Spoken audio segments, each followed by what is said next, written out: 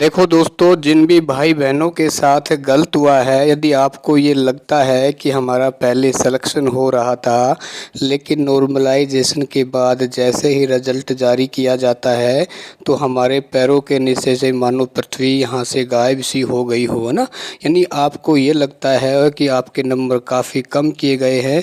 तो देखो दोस्तों, आप सबसे पहले इस न्यूज़ को आप यहाँ देख सकते हो, ठीक है ना। इसमें क्या लिखा हुआ है आप इसको आराम से पढ़ लेना।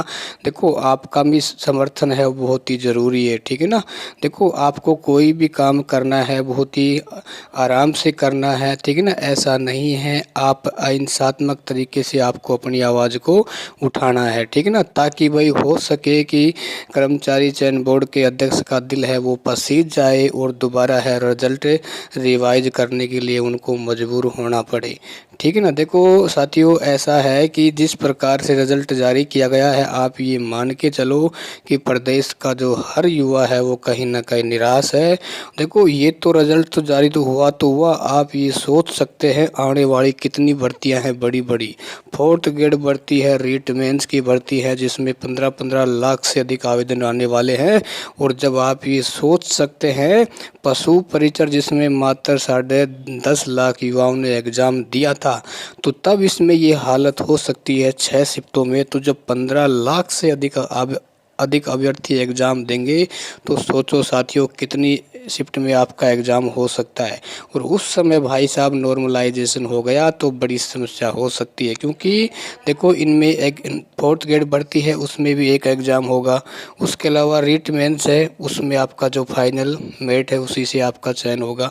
यदि इनमें नॉर्मलाइजेशन इसी प्रकार से होता है तो साथियों ध्यान रखना, आप यहाँ देख सकते हैं जो इतने पैसे लगा के मोटी मोटी डिग्री वाले युवा बेरोजगार हैं, तो आप भी बेरोजगार की कैटेगरी में साथियों कहते हैं ना कि लाइन में शायद आपका भी नंबर आ सकता है ना। तो इसलिए देखो दोस्तों, कर्मचारी चयन बोर्ड तक अपन ये बहुत ही आरामदायक तरीके से आवाज़ पहुंचानी है कि इस रिजल्ट को आप रिवाइज करें, चाहे किसी भी प्रकार से करें, और साफ सुथरे तरीके से आपको रिजल्ट जारी करना पड़ेगा।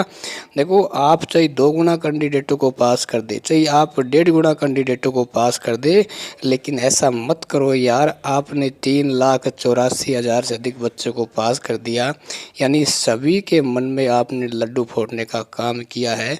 और आपने सोचने का विषय तो ऐसा है कि देखो भाई, जब आपको इतने ही बच्चे पास करने थे तो आपने 4 महीनों का समय क्यों लगाया, क्यों इन बच्चों को इंतज़ार करवाया।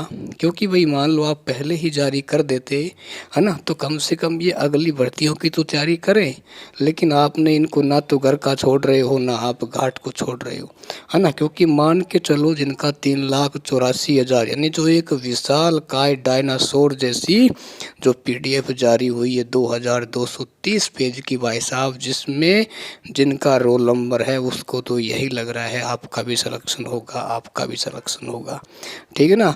लेकिन देखो दोस्तों, आप सभी को ये करना है कि कर्मचारी चयन बोर्ड तक ये बात बहुत ही आराम तरीके से पहुँचे, अहिंसात्मक तरीके से पहुँचे, ठीक है ना। तो आप सभी का इसमें सहयोग ज़रूरी है, क्योंकि दोस्तों कहते हैं कि जब हम हाथ की जब सभी अंगुलियां एकजुट हो जाती है तो एक मुट्ठी का निर्माण होता है, ठीक है ना। इसी प्रकार देखो, आपको अपनी आवाज़ उठानी है, आपका अधिकार है, आपका हक है कि ये नॉर्मलाइजेशन जो एक बहुत ही बड़ा एक कुआं है इसको बंद करना चाहिए। किसी भर्ती में मत करो आप।